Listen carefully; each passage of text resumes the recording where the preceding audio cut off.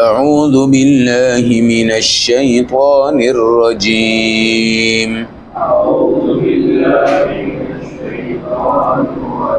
بسم اللہ الرحمن الرحیم۔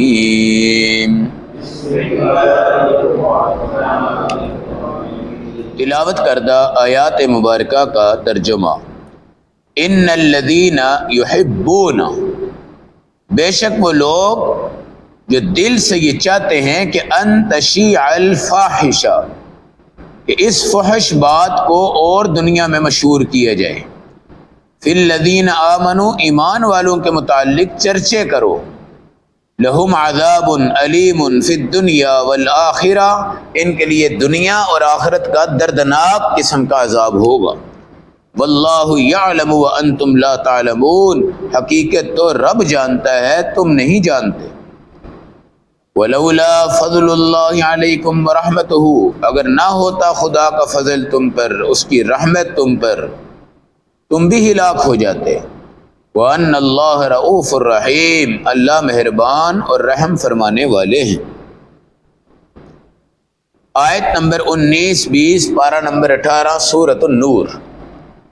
حضرت عائشہ رضی اللہ تعالی عنہا پہ ایک بدبخت آدمی نے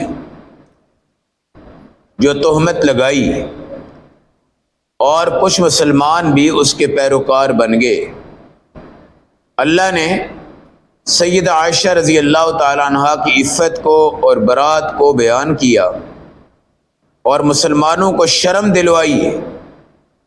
اس موقع پر تحقیق کے بجائے، دلیل کے بجائے، گہرائی میں جانے کے بجائے تمہارا فرض تھا کہ تم ایک زبان سے کہتے کہ ایسا نہیں ہو سکتا، یہ بکواس، بہتان، الزام ہے، یہ نہیں ہو سکتا کہ اتنی گندی کوئی عورت ہو نبی پاک کے نکاح میں آ جائے، ایسا نہیں ہو سکتا۔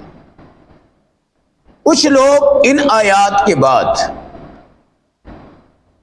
اللہ رب العزت کی طرف سے جو سخت لہجہ استعمال کیا، اس کے سننے کے باوجود ان کے دماغ میں یہ کیڑا ہے کہ نہیں بھائی، ہم نے اس چیز کا اور چرچا کرنا ہے،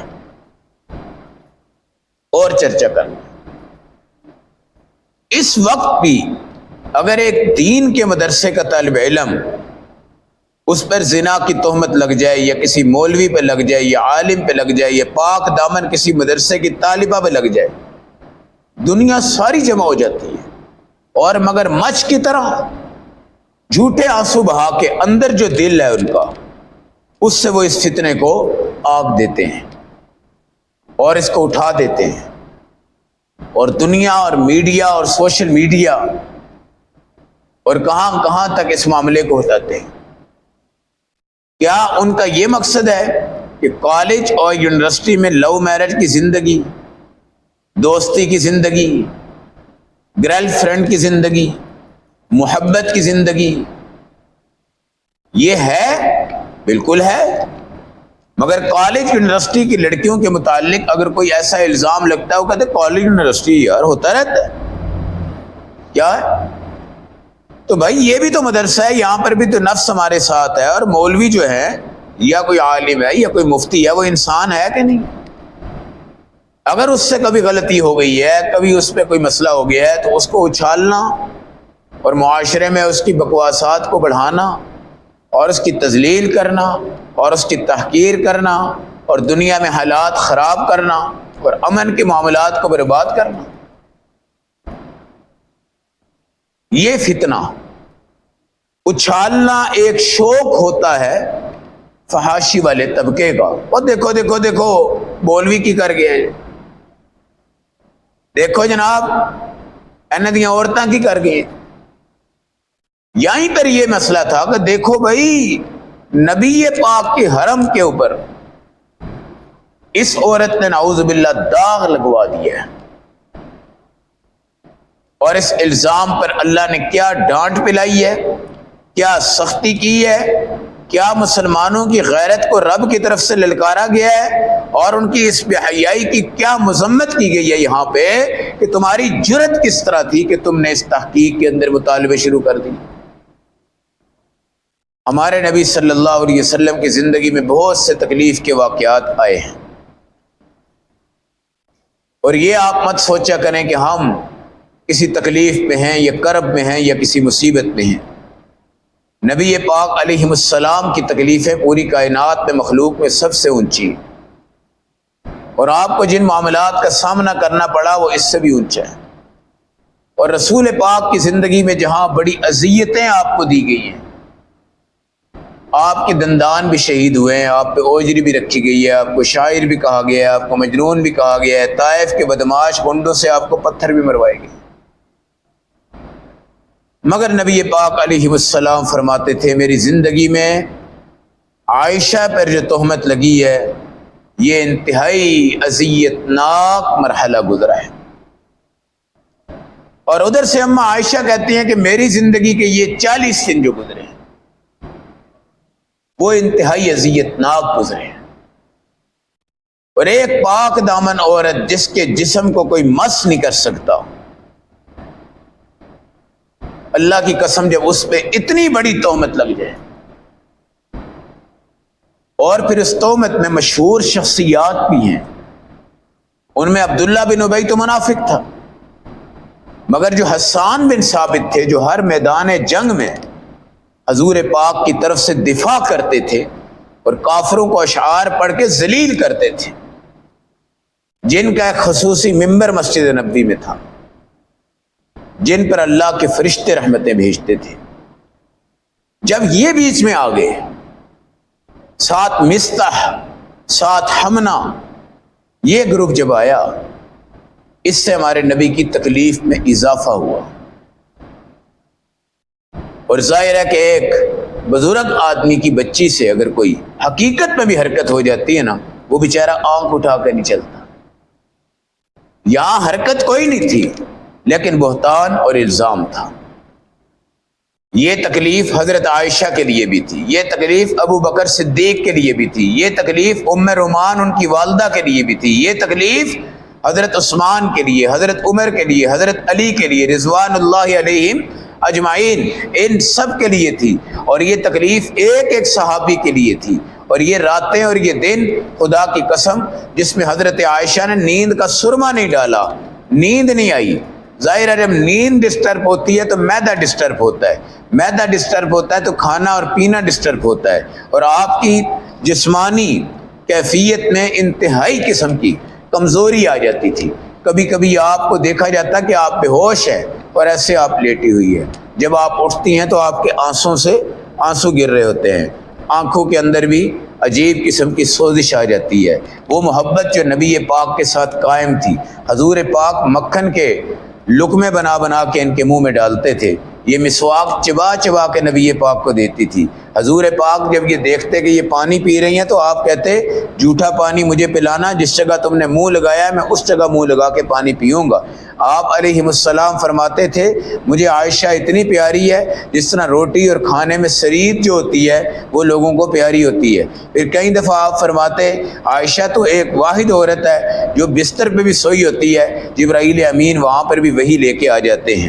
پھر حضور کریم صلی اللہ علیہ وسلم نے ان کو قرآن حفظ کروایا، نبی پاک نے ان کو حدیثیں یاد کروائی، اللہ کے نبی نے دوڑ میں ان کے ساتھ مقابلہ کیا، اللہ کے نبی نے بڑی جگہ پہ ان کو وزٹ کروائے، بہت جگہ پہ جب یہ چھوٹی سی تھی آپ کھلونے بھی ان کو دکھاتے تھے، اور حضور پاک انتہائی محبت فرماتے تھے، اور حضرت عائشہ کو عائشی کہتے تھے، یا عائش، یہ الفاظ استعمال ہوتے تھے۔ ایک دن حضرت عائشہ رضی اللہ تعالی عنہ نبی کریم صلی اللہ علیہ وآلہ وسلم کہنے لگے مجھے تو یہ بھی پتہ ہے تو راضی کب ہوتی ہے، مجھے یہ بھی پتہ ہے ناراض کب ہوتی ہے۔ کہا یا رسول اللہ وہ کیسے؟ فرمایا جب تو مجھ سے ناراض ہوتی ہے نا تو قسم کھاتی ہے، اگر کوئی قسم تو کہتی ابراہیم کے رب کی قسم۔ کس کے رب کی قسم؟ ابراہیم علیہ السلام۔ اور جب تو مجھ سے راضی ہوتی ہے تو کہتی محمد صلی اللہ علیہ وسلم کے رب کی قسم، یعنی رب تو سب کا ہے نا، لیکن جب تم مجھ سے ناراض ہوتی ہے تو حضرت ابراہیم کا نام لے لیتی ہے، جب مجھ سے راضی ہوتی ہے تو میرا نام لے کے قسم کھاتی ہے۔ تو یہ جب حضور پاک جاتے تھے حضرت عائشہ کی طرف دیکھ کے آپ مسکرا جاتے تھے، جب آپ آتے فوراً پوچھتے کیا حال ہے تمہارا، کیسی طبیعت ہے تمہاری۔ اب بھائی ایک حبیب کسی کو پوچھتا ہے وہ کیا لذت ہوتی ہے اور کتنا سکون طمانینت ہوتی ہے. آپ صرف مسجد میں بیٹھ جائیں تو کتنا اطمینان ہوتا ہے. جب نبی پاک کے پاس صحابہ بیٹھتے کتنا اطمینان ہوتا ہے. جو عورت حضور پاک کے جسم کے ساتھ مس ہوتی ہے اس کو کتنا اطمینان ہوتا ہے. اتنی محبت، اتنی محبت. مگر جب یہ الزام آتے ہیں، بہتان آتے ہیں، شک آتے ہیں، موبائل پکڑے جاتے ہیں، میسج پکڑے جاتے ہیں. اور ہماری بیٹیوں کی بھی ایک بہت غلط عادت ہے. کیا ہے جی؟ بیٹا ہنڈی چیک کر آنا، ادھر موبائل لگا ہوا ہنڈی گھما رہی. دودھ دیکھنا ابلا کہ نہیں ڈولا، ادھر موبائل رکھا ہوا ادھر دودھ دیکھ رہی. بیٹا پانی کا گلاس لے آؤ، یہ موبائل سن رہے ہیں ابا جی یہ لے لو. بیٹا روٹی لے آؤ، بیٹی جوتی اٹھا کے لے آؤ، موبائل ساتھ ہے، موبائل ساتھ ہے، موبائل ساتھ ہے، موبائل ساتھ ہے. اب جب میاں کے سامنے ایسی صورتحال ہوتی ہے پھر کیا ہوتا ہے؟ اکثر بیویاں بات کر رہی ہوتی ہیں، میاں آتا ہے نا وہ جناب کمرے سے سائڈ پہ ہو کے سائڈ پہ بات کر رہی. اب میاں کہتا ہے یار یہ کیا ماجرا ہے، یہ کیا ماجرا ہے؟ بات ہی کرنی ہے تو بھائی سامنے کرو، چھپے کیوں ہے؟ اس سے شک پڑے گا. اب دو ہی شک ہوں گے، یا تو یہ کوئی غیبت کر رہی ہے، گھر میں غلط پلاننگ کر رہی ہے، یا پھر اس کے کسی اور کے ساتھ ریلیشن. یہ موبائل کا فتنہ ہے. مگر جہاں موبائل نہیں ہے وہاں اتنا سکون آج بھی ہے کہ بندہ حیران. خاص طور پہ جو حساس قسم کے بارڈر ہوتے ہیں نا، موبائل وہاں نہیں ہوتا، موبائل وہاں نہیں چلتا، اس کا نیٹ ورک نہیں آتا وہاں پہ. وہاں کی جو بچیاں ہیں وہ موبائل سے، نیٹ سے، ان تمام چیزوں سے بالکل دور ہیں. اور ہم نے کئی لوگوں کو یہ کہتے سنا ہے کہ یار کوئی ایسی جگہ کا رشتہ ہمیں دلوا دو کہ جس علاقے میں موبائل نہ چلا ہو آج تک. وہاں کے لوگوں کی ترجیح بنیاد پہ رشتے ہوتے ہیں. یہ سادہ دور تھا، اس میں نماز پڑھنی اور قرآن پڑھنا اور ذکر کرنا اور نبی کی خدمت کرنی اور پیار محبت کی باتیں کرنی ہے. اور اس کے اندر کون سا کوئی بلیئرڈ گیم تھی یا کیرم تھی یا کوئی لڈو تھی ہیں جی، یا کوئی جوا تھا یا کوئی شرطوں کی کھیل تھی، یا جناب کوئی ڈرامہ لگا ہوا ہے گھنٹہ اس کو دیکھنا ہے، یہ فلم لگی ہے 3 گھنٹے اس کو دیکھنا ہے، یا کرکٹ کا میچ ہے تو 8 گھنٹے اس کو دیکھنا ہے. کوئی ایسا بیزی مسئلہ نہیں تھا. اس صورت اطمینان والے دور میں جب یہ بکواس والی زبانیں آئی اور اماں جی پہ تہمت لگ گئی، بعد میں قرآن کہتا ہے اب بھی تم چاہتے ہو کہ اس کا چرچا کرنا ہے تو کر کے دیکھ لو، تمہارے لیے دنیا میں بھی عذاب ہوگا، آخرت میں بھی عذاب ہوگا.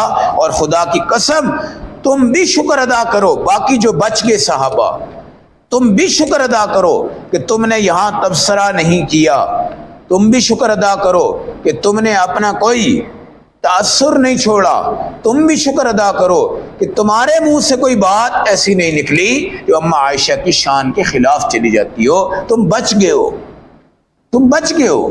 شکر ادا کرو، یہ فضل ہے، خدا کی رحمتیں. ورنہ ایک محلے کی مسجد میں کوئی الزام لگ جائے نا سارا محلہ جمع ہو جاتا ہے. جو کبھی مسجد میں نہیں آیا ہوگا تو اسی پہلے کے اندر ہی این جی وہ این جی فلاں این جی ہوں ہی این جی نے. یہاں پر بھی یار دشمن جو ہوتا ہے چھپا ہوا وہ بھی کوشش کرتا ہے یار میں بھی ذرا آگے بڑھ چڑھ کے حصہ لوں. لیکن جن کو اللہ نے بچایا، اور آج ہم بھی انشاءاللہ بچے ہوئے ہیں، ہم کون سا اس الزام کی تائید کرتے ہیں یا ہم اس الزام کے بارے میں کچھ گہرائی میں جا کے سوچتے ہیں؟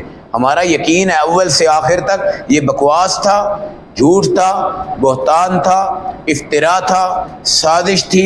نبی پاک کو ایک قسم کی اذیت ناک مرحلے جہاں کافروں نے دیے ہیں اور تو کچھ ہو نہیں سکا. پھر ہم کہتے ہیں کہ 18 سال کی جوان عورت ہیں یہ، جب نبی پاک کا انتقال ہو گیا اس کے بعد انہوں نے ساری زندگی گزاری ہے، نبی کی بیوی نکاح نہیں کر سکتی، یہ شان نبوت ہے. اور اتنی بڑی زندگی بعد میں گزری ہے حضرت عائشہ کی، کوئی مائی کا لال تھا جو ان کے بیوہ ہونے کے بعد الزام لگاتا؟ آج اگر 20 سال کی بچی آپ کی اللہ نہ کرے بیوہ ہو جائے، اگر وہ شادی نہیں کرتی تو خدا کی قسم ہر 6 مہینے بعد کوئی نہ کوئی بات شروع ہو جاتی ہے. او فلاں وہاں پہ آیا ہے، یہ وہاں پہ گئی ہے، یہ بازار میں جا رہی تھی، فلاں کر رہی تھی، یہ اس کے لیے نہیں ہے، یہ نہیں ہے، یہ نہیں ہے، یہ نہیں ہے. لیکن حضرت عائشہ رضی اللہ تعالیٰ عنہ کی عفت پہ پاک قربان جائیں، انہوں نے بیوہ ہونے کے بعد حرم نبوت آپ کی جو عزت و تقدس ہے اس کو بحال رکھا، اور دشمن آپ کے ارد گرد جمع تھے، آج تک جمع ہیں اہل تشیع کی صورت میں حضرت عائشہ کے دشمن، لیکن انشاءاللہ کوئی الزام تراشی مزید نہیں کر سکا، اور یہ اللہ نے ان کو خود منع کیا ہوا تھا، خبردار ان تعودوا لمثلہ ابدا، آئندہ اس قسم کی حرکت کی طرف نہ لوٹنا، ورنہ اللہ تمہیں چٹخ کے مار کے تباہ و برباد کر دیں گے اور ہلاک کر دیں گے، اور تمہیں ذلیل کر کے عبرت کا سامان بنا دیں گے۔ تو میرے بھائی کبھی شک والے دنیا میں مت رہنا، یہ وہ ڈپریشن ہے جس کا پوری دنیا میں کوئی علاج نہیں ہے، اور شک کے بعد کوئی دیوار کھڑی نہیں رہے گی، ساری دیواریں گر جائیں گی، اور اس شک کی بنیاد پہ قتل ہو جاتے ہیں، اس شک کی بنیاد پہ غیرت کے قتل ہو جاتے ہیں، اس شک کی بنیاد پہ بہت سی چیزیں ہو جاتی ہیں۔ اللہ ہم سب کو اپنے صحابہ اور صحابیات کی عفت و پاک دامنی اور اس کے تحفظ کے لیے اپنی زبان، اقوال، تحریر، تقریر، ہر قسم کی محنت کرنے کی توفیق عطا فرمائے۔ اللہ صلی اللہ